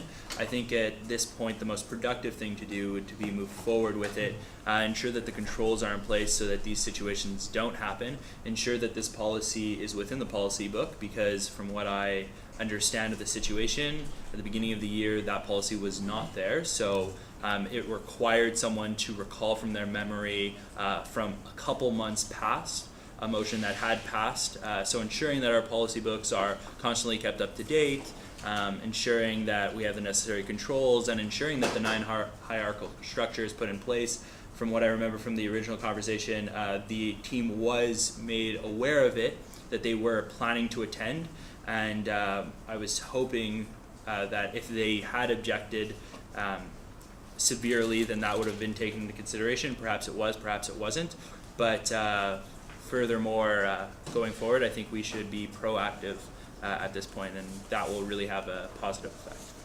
Great, thank you. Asma? I just wanted to understand, be proactive about what exactly? I didn't understand the point. The question is just being proactive about what?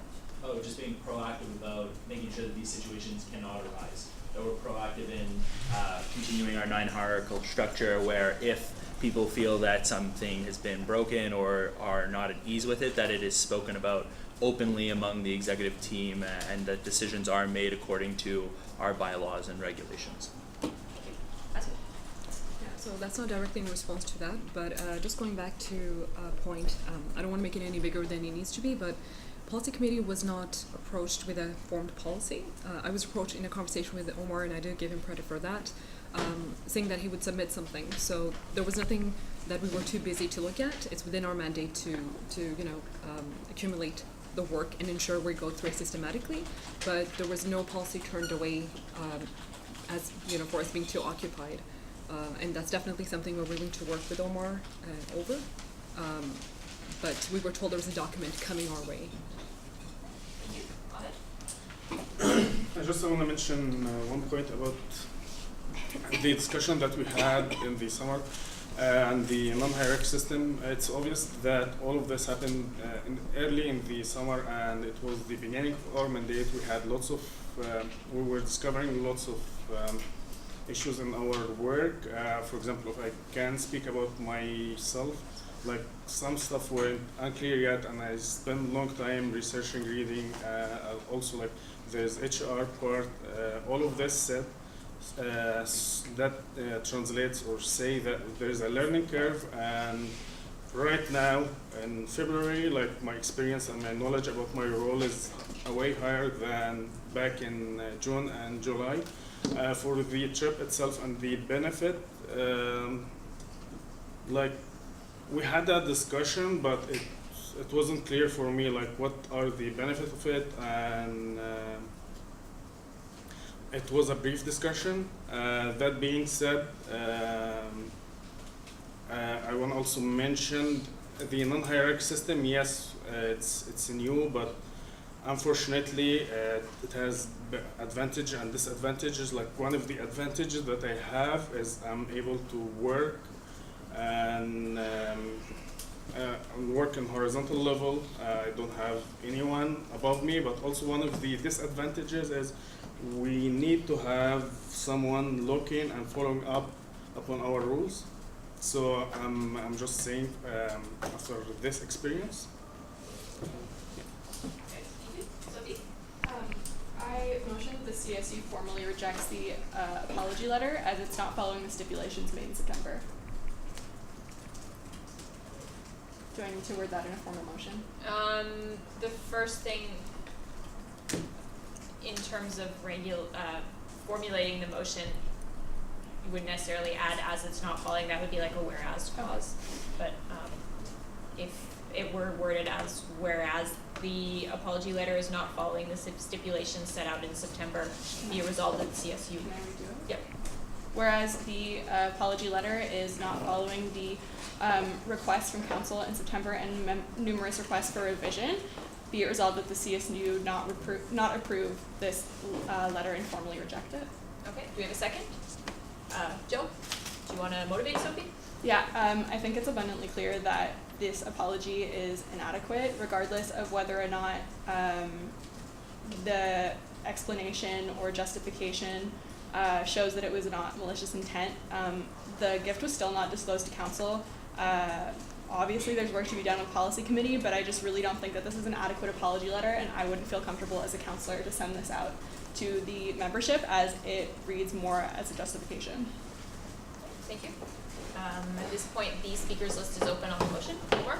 So it does meet all the requirements that were stipulated on the September 20th council meeting, so I'm not sure which one you feel that are left out. If we could leave out the Which use, one please. councillor feels like is left out? I've taken responsibility for it. I've not tried to defend myself, just explain the context under which it happened and why I did what I did. I think that's one of the biggest part of the apology letter, not only, okay, I made a mistake and I'm sorry, but I made a mistake, I'm sorry, here's why I did it and here's why it won't happen again. So I think having a letter as detailed as this is more beneficial for the larger student body than just saying it's one paragraph and there's no other explanation. Okay, thank you. Dylan? Call to question.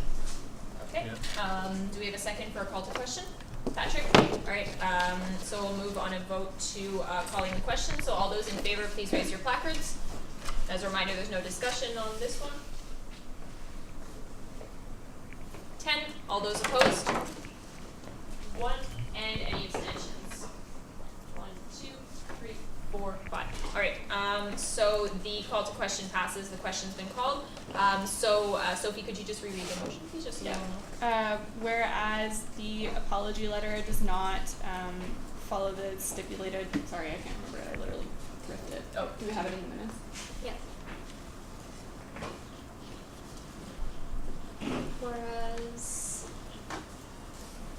the apology letter is not following the stipulations outlined in the September motion and the numerous requests for revision that the CSU formally rejected. Great. So that's the motion currently on the table. All those in favor, please raise your placards. 6. Alright, all those opposed? 6. And any abstentions? Alright, so the motion fails to get a 50% plus 1, so it is, gosh, I've forgotten the right word, the motion fails. So we're back on the main speakers list, which is Sally and then Michaela. Okay, Michaela? I would just like to clarify that a non-hierarchical system does not mean that you have to very aggressively reject something. It's about consensus-based decision-making, and I think there really needs to be an awareness of that because that affects the entire working dynamic of the group. So I just want that to be clear. Great, thank you. Kathy? I wasn't here, so I just wanted to know what was like the outline of the apology letter discussed in September. Is there a way? Do you have a direct response, Sophie? Let me just try and pull up the meeting. Okay. This might take a while. Okay. In the meantime, there's no speakers list. Yes, Asma? So just having to what Councilor McKenna said about the non-hierarchical structure. In some way, some of the challenges that came about that were because there were no clear indication of how that would affect the roles. In speaking with a service manager, they clarified that what they were told when the change happened was that the VP academic or VP, let's say internal, whatever the role previously was, would now simply be a change of titles. And so there was no clear facilitation of the process from what I've been told. I think that reflects back to how changes are integrated and what recommendations come out of that and what guidelines are provided. And that is definitely an area that we need to work on to ensure that anyone who kind of like succeeds is able to work within that environment with the right kind of framework and understands. Because for some service managers, our general coordinator is still being referred to as a president, and they still think very much aligned to that process. Thank you. Roy? Yeah, to answer, I believe it's Kathy's question about the stipulations, I can read the be it resolved motion that was passed.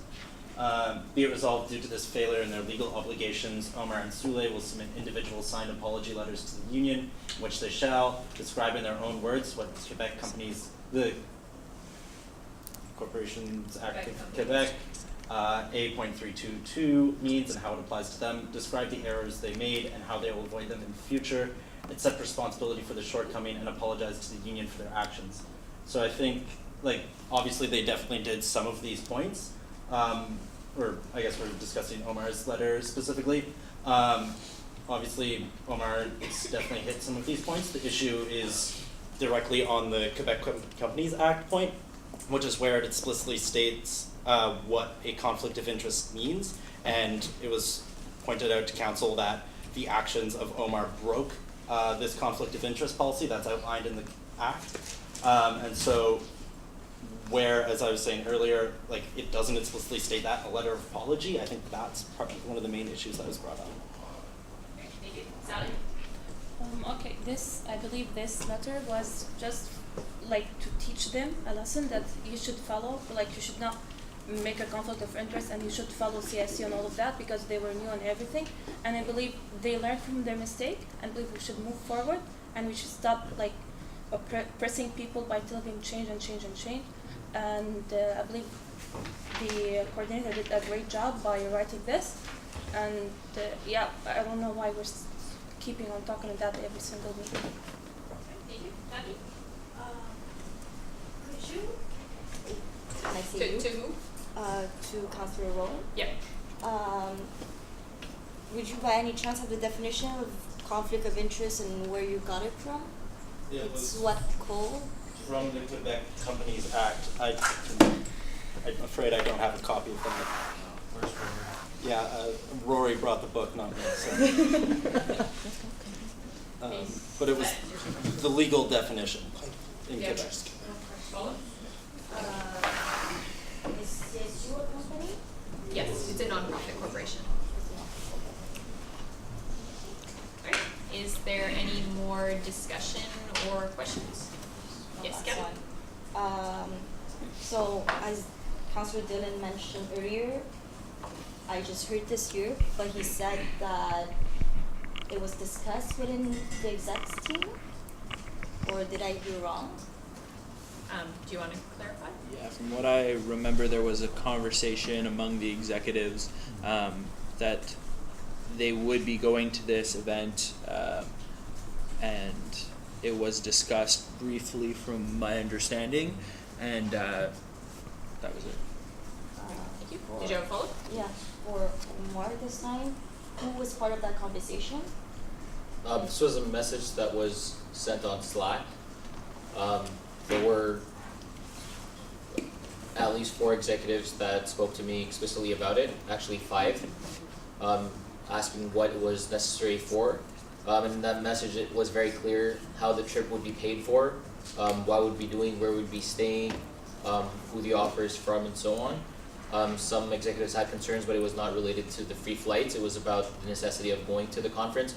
Some wanted to know what the benefit was. The answer was, we don't know what it is right now. That's what we're going to see and bring back and to articulate if there is a benefit or not, which was okay with the executive that asked that question as well. Thank you. Is there any more questions or discussion? And yeah, there's no one else speakers. So it was discussed and no one was against the idea? No one was like potential conflict of interest? Do you want to clarify? The executives had questions about the trip itself. No one brought up the point for conflict of interest. Thank you. Rowan? So, for background, since I recognize a lot of councillors weren't actually here for the original discussion that took place, the issue isn't like, I mean, one of the issues was the discussion between the execs, but that's not the issue when it comes to conflict of interest, because according to the Quebec Companies Act, and again, I don't have it in front of me, because this was like something worth a monetary amount, call it a gift, call it a sponsorship, whatever, and because this was coming from someone that Omar, who represents the CSU, so the CSU has a multi-million-dollar contract with, or a contract for any amount, because this gift, sponsorship, whatever, was coming from that corporation to the representative of this corporation, the CSU, it was legally had to be declared or accepted beforehand, I don't remember the specifics, by the board of directors. That is, council had to specifically accept or be notified of it, and that was never done, and that's where the law was broken, and that's where there was a conflict of interest that was never declared to council. Thank you. Billy? Motion that we accept the aforementioned apology and make it available to the public. Great, thank you. We have a second. Sally, your recommendation? Well, we've had the conversation of whether we believe that it is acceptable or not. We've had multiple drafts of it. We've had people who brought up their belief that perhaps this is the best that will come out of it. We've tried to say that it was not correct already. That has not passed. So I'm going to see if the board is in concession that this is an acceptable apology at this current time. Okay, thank you. Okay, so the motion on the table is to approve the letter and make it available to the student body at large? Yes. Okay, perfect. Speakers list is open. Okay, so if there's nothing further, we can move to a vote. So all those in favor, please raise your placards. 7. All those opposed? 6. And any abstentions? 1, 2. All right, so the motion carries. It will be approved and made available to the public, the students at large. With that, we can move back to the main speakers list, which is Asma, Sophie, and Ahmed.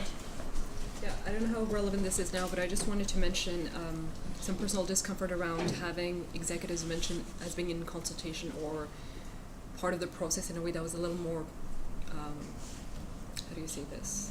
Looking for the word. In agreement in any way. I think the conversation and then points of queries were very different for each member raising them. Some were around perhaps travel, some were around the benefits. So saying that the question raised addressed the question of the gift policy or any other thing is very misleading in that way. My concerns were very different and I raised them, and the assurances I was given was what I was satisfied with.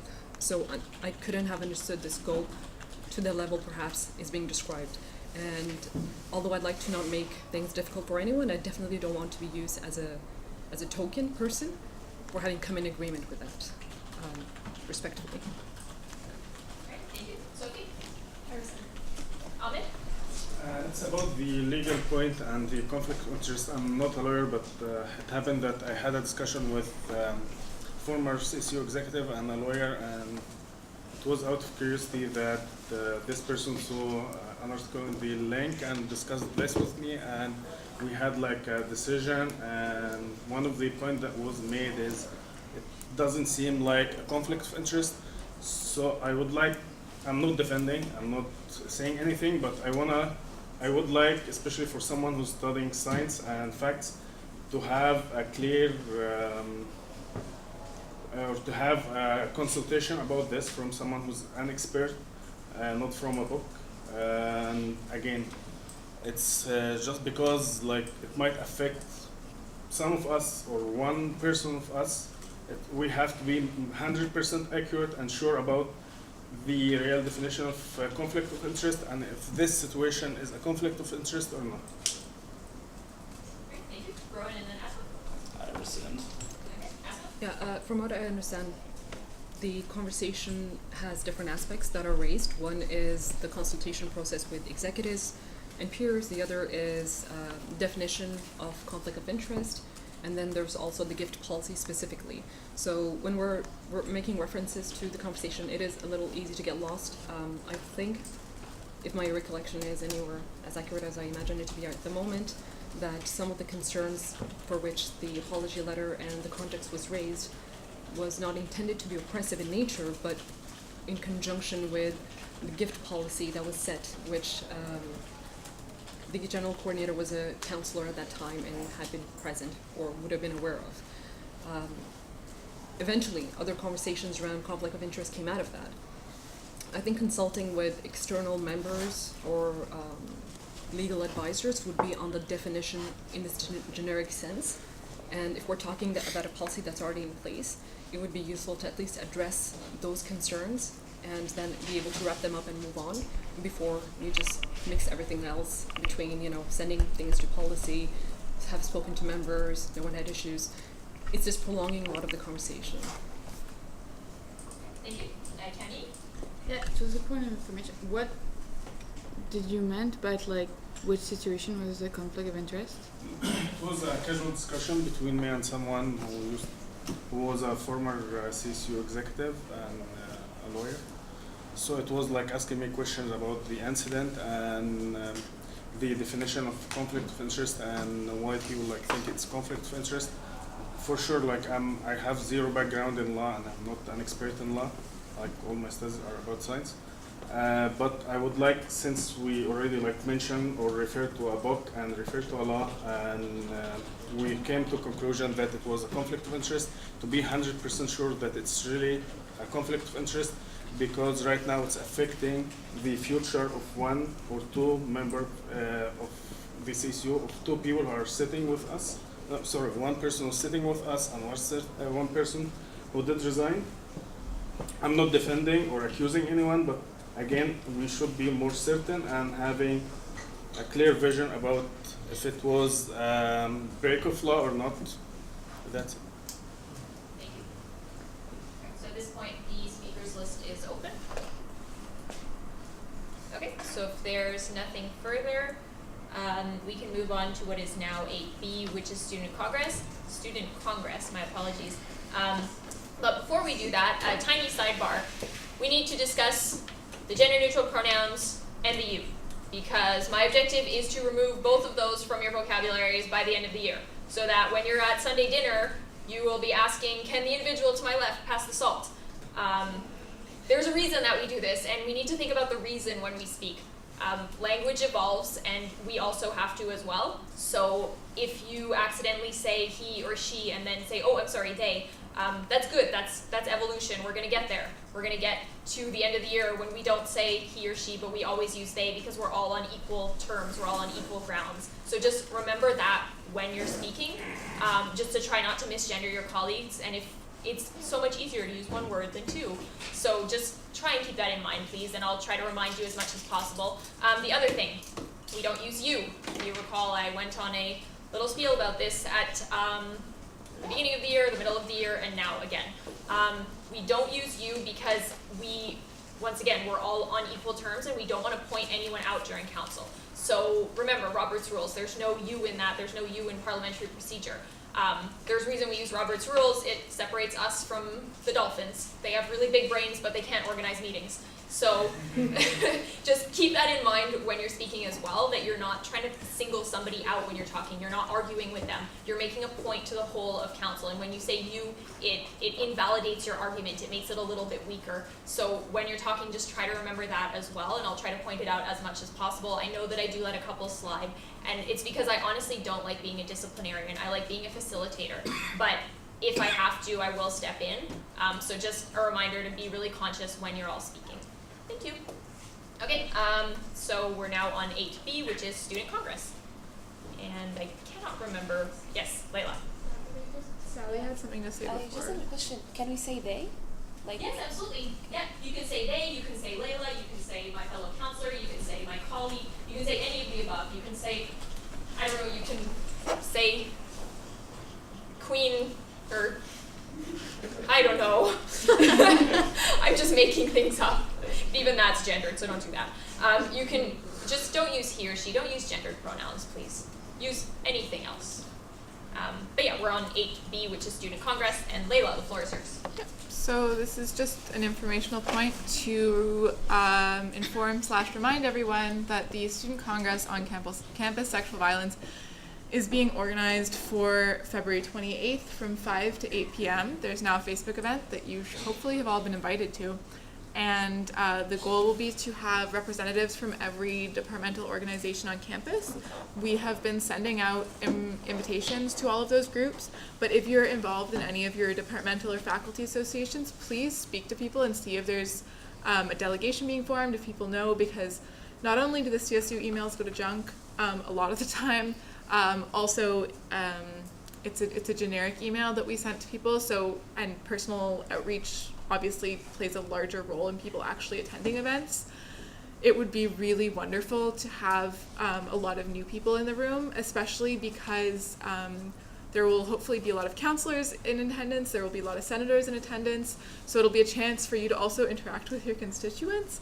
And it'll also be happening during the nomination period, which is a really great time to encourage people who are involved on campus to run in the elections, to meet other people who are getting involved, and to have important conversations about sexual violence, especially given the climate in which the university has been creating their own conversations on campus sexual violence and sexual misconduct. I think it's exceptionally important that we have our own spaces that are dedicated to student voice, where students can talk about what may or may not be possible within the confines of bureaucracy, but also in a more hopeful way, talk about what we would like to imagine our campus to be like and how we would like to see issues of sexual misconduct and sexual violence dealt with in the future.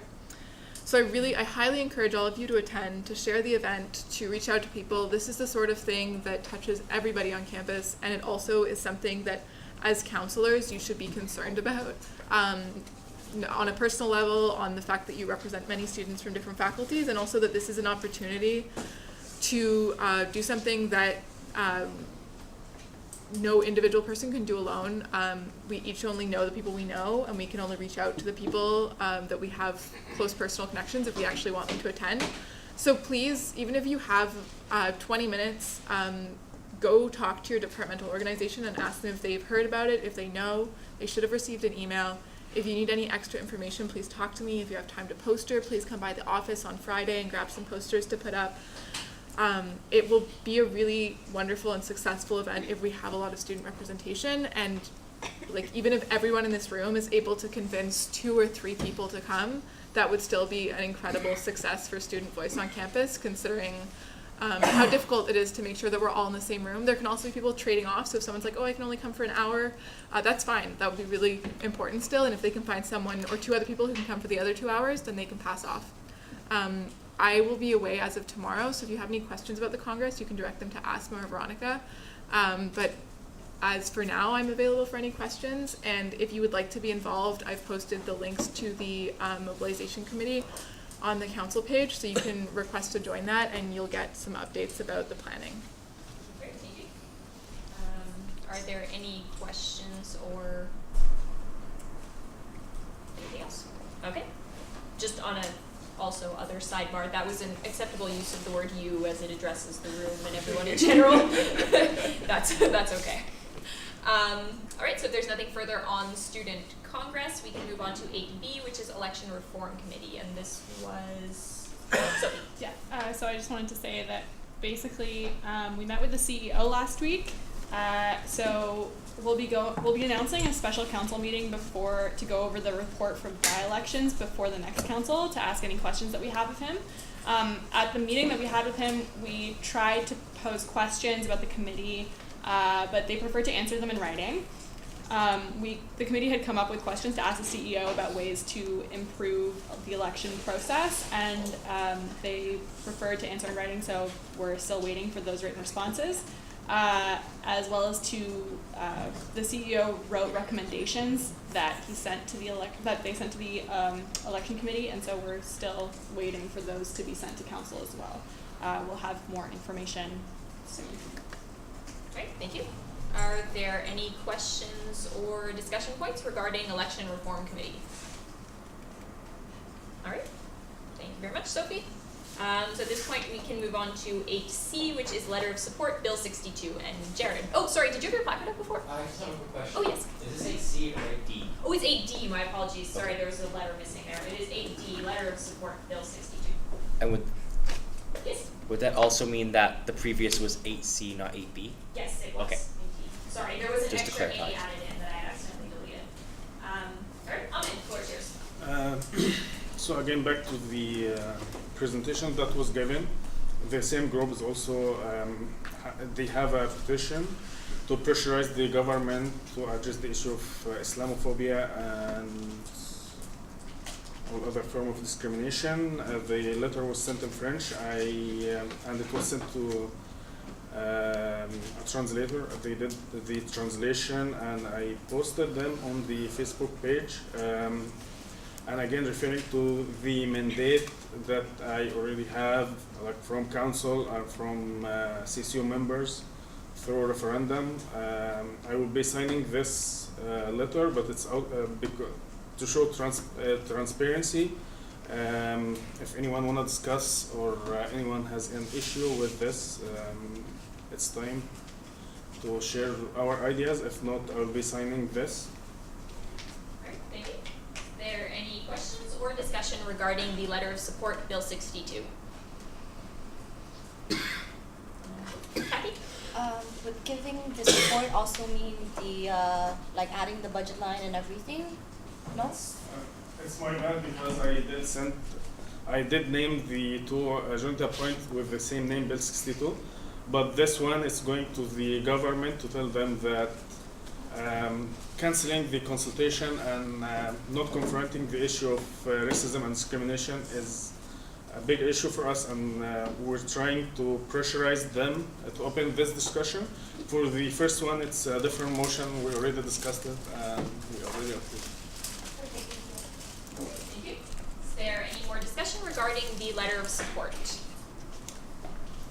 Okay, so if there is nothing further, we can move on to 9, which is question period and business arising. And at this point, there were a couple more excusals that I received during the meeting. If we want to address those, I received excusal from Reem, who couldn't make it today, and also from Awatif. And sorry, I'm trying to do the math. Someone who left early, Marco, who misses. Yeah, no, Marco's okay. Yeah, so Awatif and Reem. If anyone would like to entertain them. Ali? I'd like to excuse them. Okay. Seconded by Joe. Okay. Is there any discussion on the matter? All right. So all those in favor, please raise your placards. 15. All those opposed? 0. And any abstentions? 0. Perfect. Oh yes, Sally. Like the other counselors, they didn't give any excuses. Like No, I didn't receive anything from any counselor who is not here and who we didn't excuse. That means they just didn't send me anything. So I don't have any requests for excusal from them. So once again, reminder, if you want to be excused from a meeting, you have to actually ask me. You can't just not show up and assume you'll be excused, because that'll be an absence. All right, so at this point, we are on question period and business arising. Ellie. I'll be repeating the same question. It's to Veronica in regards to the referendum. If we want to pose a referendum question, what is the date that we should do it by? Yes, Veronica? So we'll be calling a special council meeting, probably on the 26th. So the Monday that we come back from the break to ask all the referendum questions and any questions related to the elections. Great, thank you. Follow up. Is it possible to also post that on the CSU Facebook page, so if anyone wants to, yeah. That's it. Great, thank you. Roy? So correct me if I'm wrong, but any referendum, like anyone who wants to add a referendum question needs to talk to you or whoever is, sorry, Veronica or whoever is calling a special council meeting in order to make sure that it's on the agenda beforehand. Yeah, what happens for the special councils is that whoever calls it, so it's either going to be Omar bylaw 6.6.3, I think, or 6.3.3, or 3 counselors.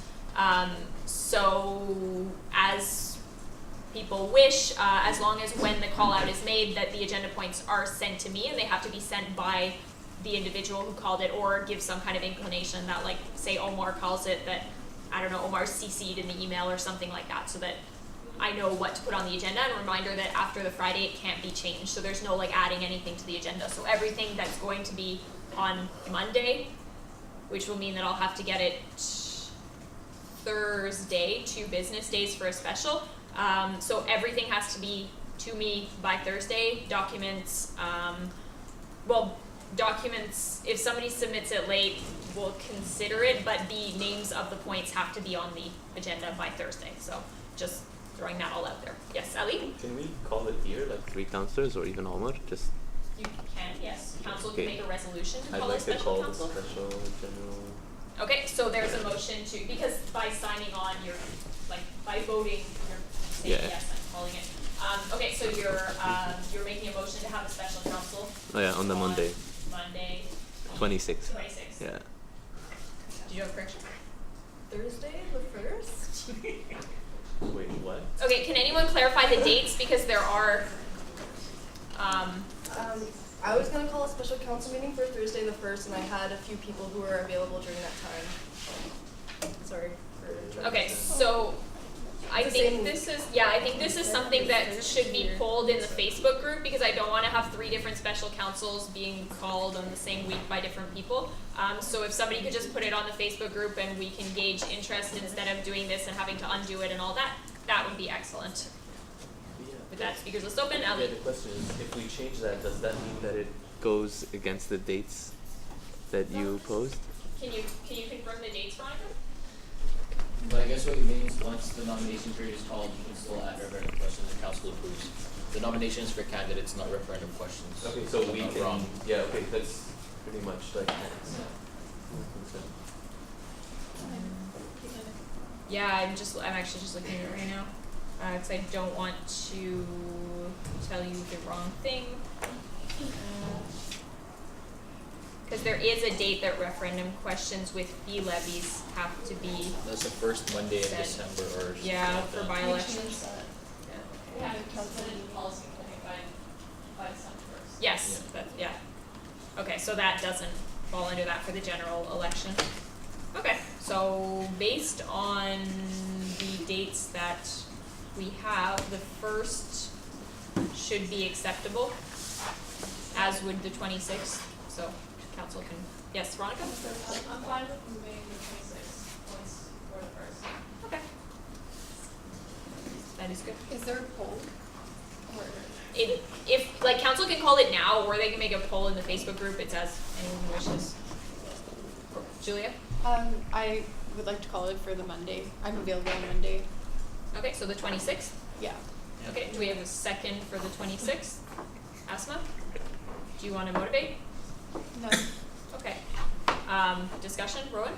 I think council and calling in for a specific date just because they're available is a bit inappropriate. I think it's best that we do a poll and figure out a time that works for the most people. Okay. The motion's been seconded, so it's up to council now, because the motion no longer belongs to Julia, it belongs to the floor. Dylan? Call the question. Okay, is there any more discussion? Yes, Michaela? I actually made a poll in one of, like, for the ad hoc committee, and they said 5 of those people said that they could come. So I think that should be on Thursday because that actually gives like more likelihood for quorum. Right. So my thoughts. So all of the, oh, sorry, the question was called. Sorry, my apologies. This is a strangely circular conversation. All right, all those in favor of the special council meeting being held on Monday, the 26th, please raise your placards. Yeah, but there was no more speakers list. Monday, the 26th. Okay, all those opposed? 9, and any abstentions? 1, 2, 3. All right, so that fails. There's no more speakers list. Rowan? And I think Michaela has been taking a lead if they were okay with doing a poll and finding a date that worked for most people. Okay, all good. Yes, we did. Yeah, I can just email Caitlin with the special council meeting on Thursday, or we can make a poll beforehand. That works. Whoever emails me has to have 2 other counselors sign on as well, just keep that in mind. Okay, so we're still on question period and business arising. there anything further before we go to announcements? Okay, so that being said, we are now on the point of announcements. And I'll go this way. Gabby. Yes, I just wanted to remind you that we have an event tomorrow at Loyola that we have now joined with Coupa and BSA. It's the annual Express Yourself. Just we each brought the best of our associations. There's going to be a lot of talks about sexual health and raffles and prizes, and I would really appreciate if some of you that can make it would come. Just as a part of, again, showing that Loyola is not that far away and that we can all attend the events that happen. So, great. Thank you. Ahmed? March is a busy month for us. Many events are taking place. One of them is the community consultation about racism. It's the follow-up event. Right now, the discussion will be about racism in classrooms, as some or many of people who took part and participate in the first consultation mentioned and shared some experience related to prof students or students experience. I would like to encourage everyone to take some time and come to this consultation and being informed about the problems that CSU members are facing, and hopefully someone may be taking the lead in the future. Unfortunately, my mandate is finishing at the end of May, and for sure many of you, like I can see first and second year students here. I'm still here, I still have 1 year, but that being said, someone has to take a lead, someone has to continue this path. We are facing problems on campus. Sometimes we don't speak about them, but they already exist, and we need to know more about them, and we need to address them. And there's other events that will be taking place, so they will be shared on the Facebook page, and I highly advise everyone to check the CSU Facebook page and to come to these events. Great, thank you. Any more announcements? Announcements? Yes, Omar? Move to adjourn. All right, no more announcements. I will entertain it. Seconded by Camille. Meeting adjourned, everyone.